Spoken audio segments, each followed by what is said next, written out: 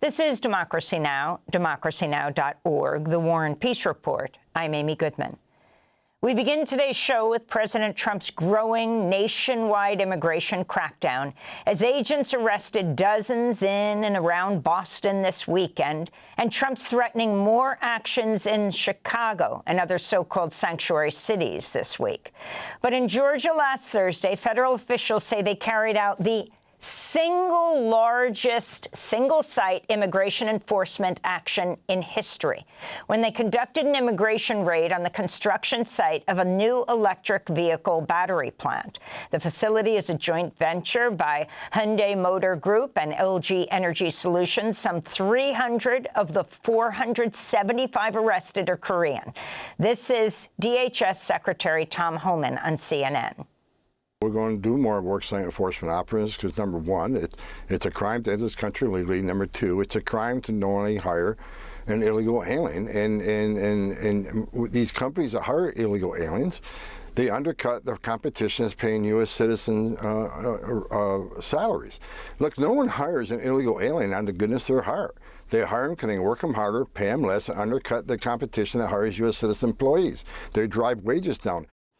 Over 500 federal, state, and local officials participated in the raid. The agencies involved included not just ICE and Border Patrol, but also the Department of Labor's Office of Inspector General, the FBI, the Drug Enforcement Agency, the Bureau of Alcohol, Tobacco, and Firearms and Explosives, the IRS, and the Georgia State Patrol. The construction site that was raided is in Elabel, Georgia, near Savannah, is part of Hyundai's massive 3,000-acre Metaplant campus.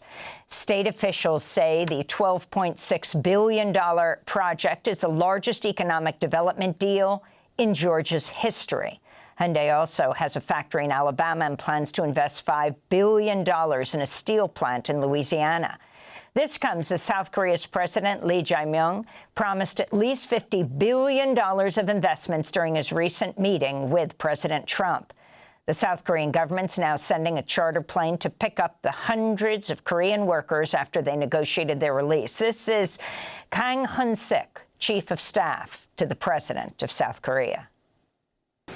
As a result of swift and united efforts by government ministries, business groups, and companies, talks with the United States for the release of the detained workers have been concluded. But what remains now are only administrative procedures, and once those are completed, a chartered plane will depart to bring our people home. To prevent a similar incident in the future, we will work with the Ministry of Trade, Industry, and Energy and related companies to review and improve the residency status and visa systems for travelers on U.S.-related projects. For more, we go to Savannah, Georgia, where we're joined by Meredith Yoon, Litigation Director for Asian Americans Advancing Justice, Atlanta. Yoon is the daughter and granddaughter of Korean immigrants. Welcome to Democracy Now!, Meredith. It's great to have you with us. If you can explain just what unfolded last Thursday. Thanks so much, Amy. So the raid at the Hyundai megasite began around 9 or 10 in the morning last Thursday and lasted the entire day into the evening as late as 6:30 p.m. Approximately 475 people were detained, filling at least 7 buses. The nationalities of those detained were mostly from South Korea, but individuals from Guatemala, Colombia, Chile, Mexico, Ecuador, and Venezuela also were detained. There are reports that some U.S. citizens, mostly younger workers, initially were subjected to investigatory detention. Some of them were released, and many of those detained had valid work permits. So far, everyone who the folks on the ground have been tracking has some kind of documentation.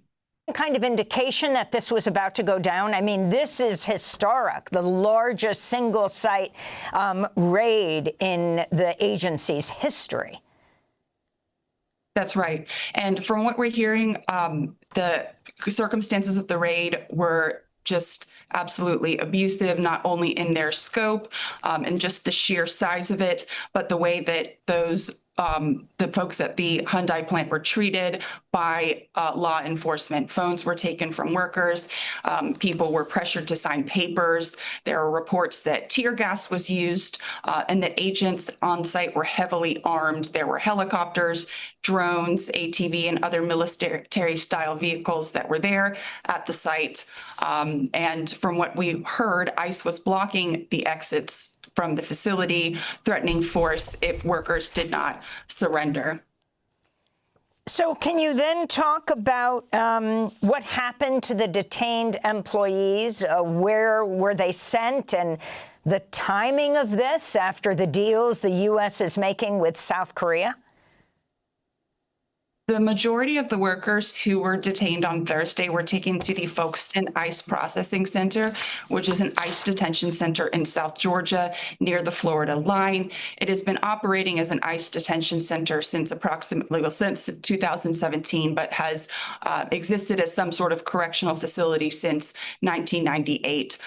The facility has had repeated reports of abusive conditions, including medical neglect, lack of information about people's cases, as well as horrible conditions at the facility itself. In 2022, the Department of Homeland Security's Office of the Inspector General did an investigation of the facility and found multiple deficiencies, and that the human rights of those being detained there were being violated. Those conditions continue into current times and as to what people are facing. With respect to the timing of this enforcement action, it's incredibly,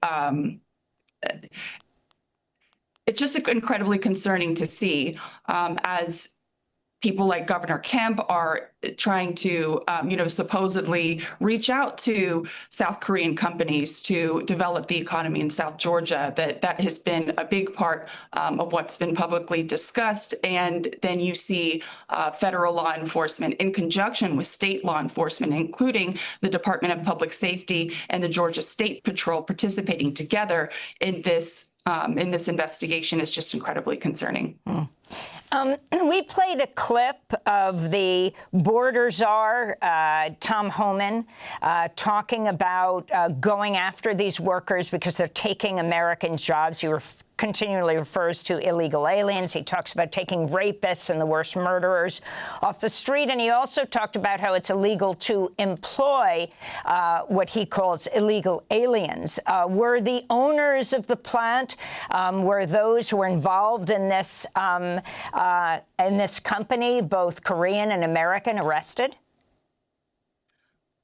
So far, we have not heard any reports that there have been any arrests or criminal arrests that have been executed as a result of this raid. What we have heard is that everyone who has been, civilly arrested by ICE has some sort of documentation, including valid work permits. We've heard reports of people who actually have pending asylum applications as well as work permits being arrested. So it's unclear why those individuals were detained. It's interesting, headline out this weekend, Trump is quietly preparing to travel next month to South Korea, where he could sit down with China's leader.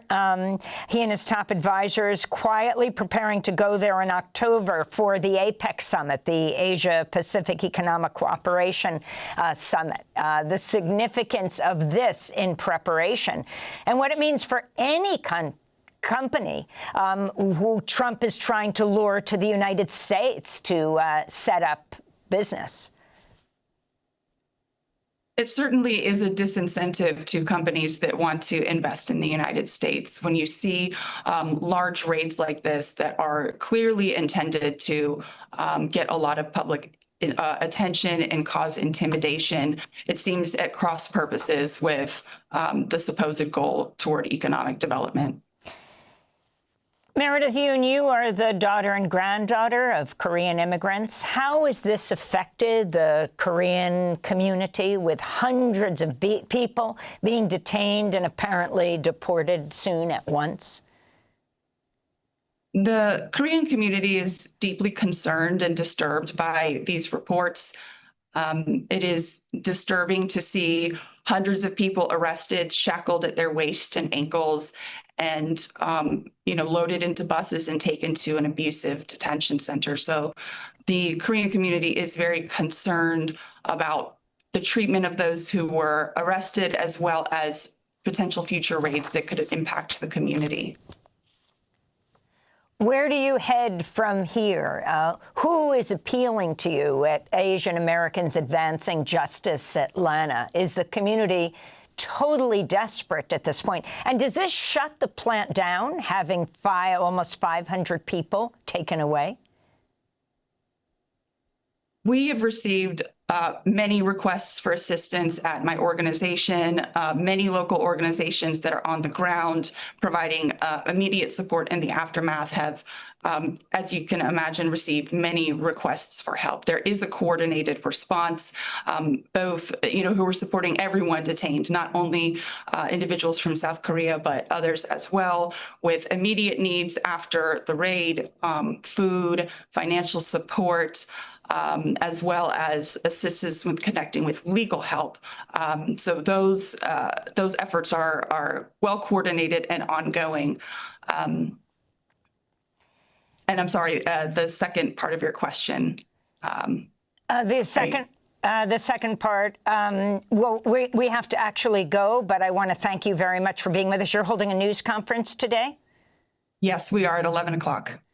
Meredith Yoon, Litigation Director for Asian Americans Advancing Justice Atlanta. Yoon is the daughter and granddaughter of Korean immigrants. Thanks for watching Democracy Now! On YouTube. Subscribe to the channel and turn on notifications to make sure you never miss a video. And for more of our audience-supported journalism, go to democracynow.org, where you can download our news app, sign up for our newsletter, subscribe to the daily podcast, and so much more.